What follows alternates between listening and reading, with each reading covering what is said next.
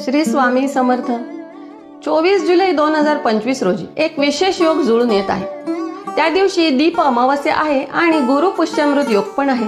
हे दोन्ही दिवस खूप पवित्र आहेत आणि ते यावर्षी एकत्र आले आहेत दोन्ही दिवस। तर हा दिवस भक्तांसाठी, साधना करणाऱ्यांच्यासाठी, व्यवसाय सुरू करायचा असेल अशा लोकांसाठी आणि आध्यात्मिक लाभ हवे असणाऱ्यांसाठी अत्यंत शुभ दिवस आहे।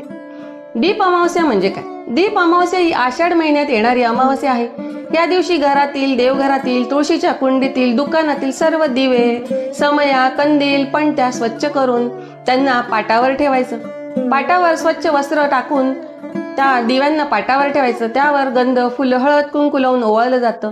त्यानंतर त्या दिव्यांमध्ये तेल टाकून ते दिवे प्रज्वलित केले जातात। ही परंपरा अशी मानली जाते की ज्याचं घर प्रकाशित असतं त्याच्याकडे लक्ष्मी निवास करते। त्यामुळे दीप अमावस्येला घरात दिवे लावणे, अंधार दूर करणे म्हणजे नकारात्मक ऊर्जा दूर करणे आणि समृद्धीचं स्वागत करणे असा याचा अर्थ होतो।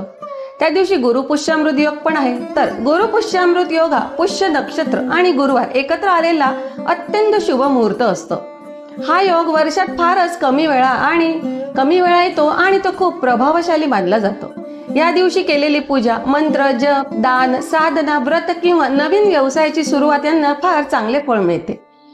तर 24 जुलैला दीप अमावस्या आहे। त्या दिवशी आपण सर्व घरातील दिवे स्वच्छ करून ते लावायचे तर आहेत, पण संध्याकाळी आपल्याला तुळशीजवळ पण एक दिवा लावायचा आहे।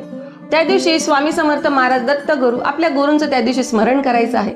गुरु पुष्यामृत योग असल्याने नवीन वस्तू खरेदी करणे, त्या दिवशी गुंतवणूक करणे, मंत्र, दीक्षा घेणे किंवा आध्यात्मिक साधना सुरू करणे अत्यंत शुभ ठरते। या शुभ दिवशी केवळ भक्तिभावाने केलेले एक दीपदान देखील आपल्या आयुष्यात प्रकाश आणि सौख्य घेऊन येतं। श्री स्वामी समर्थ।